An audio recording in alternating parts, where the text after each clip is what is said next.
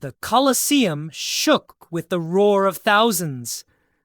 People cheered louder than a packed football stadium. Every eye watched the sand, waiting for the fighters. What? This crowd so wild. The ground rumbled as the crowd held its breath. Somewhere behind the walls, someone waited to enter the arena. In this city, people wanted more than just stories. They wanted real action. They packed into giant stone stadiums, hoping to see battles they would never forget. Some days, fighters faced each other. Other days, wild animals burst onto the sand. This was the wildest show ancient Rome had ever seen. Some fighters stepped onto the sand because they had no choice. Many gladiators started out as slaves or prisoners. They were forced to train and fight in the arena. But here is the wild part. Some people actually signed up to become gladiators. They wanted a shot at fame, money, or freedom if they won enough battles.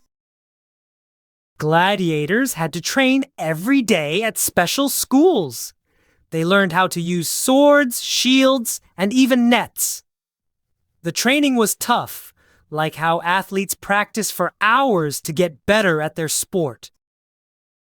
Some trainers even used wooden swords so the new fighters could practice without getting hurt.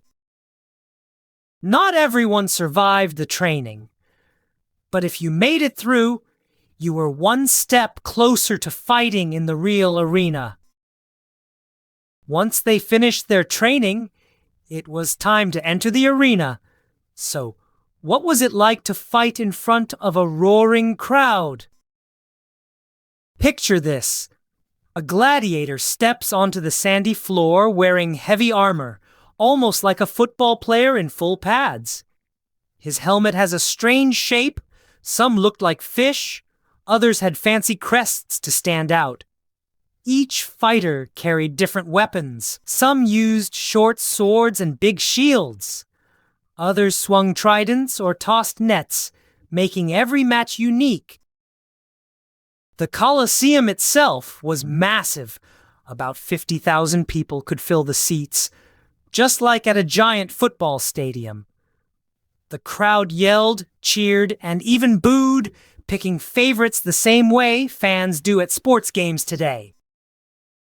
Sometimes, two gladiators faced off in a fierce duel. Other times, the fighters had to battle wild animals like lions or tigers. Just imagine the noise as a lion roared and the crowd went wild. Winning a battle could mean special prizes, money, or even freedom for a gladiator who had been a slave. Some became so famous that people wrote songs about them. But every match was dangerous. Losing could mean getting seriously hurt, or worse. So, what happened to the gladiators after their battles? And why do we still remember them today? Some gladiators fought so well, they earned a special wooden sword. That wooden sword meant freedom, and only the best received it. Winning freedom was a huge deal, because most gladiators started as slaves or prisoners. People in Rome treated the bravest fighters like sports stars.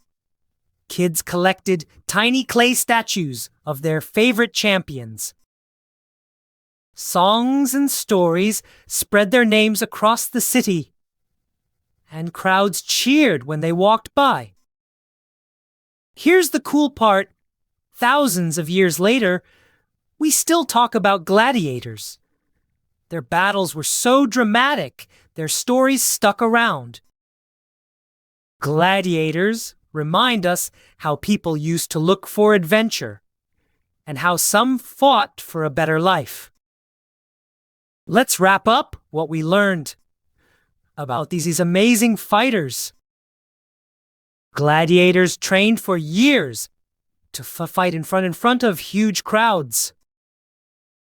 Their battles were the biggest shows in Rome, and everyone talked about them long after the games ended. Even now, their stories inspire movies, books, and video games. We started in the roar of the Colosseum and traveled through the world of real ancient heroes. Thanks for joining this adventure through Roman history. See you next time for another amazing journey.